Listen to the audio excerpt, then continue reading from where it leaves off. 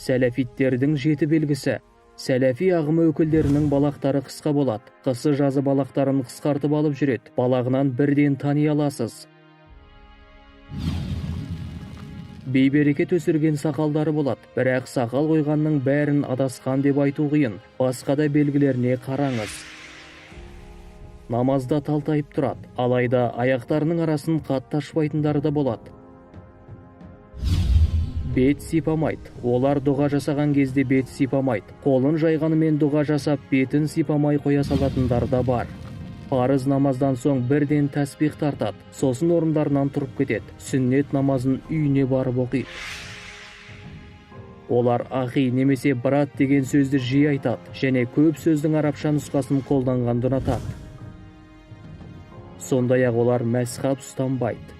Сәләфиттердің бұл әрекеттері ата дінімізге мүлдем жат. Сол себепті сақ болыңыз.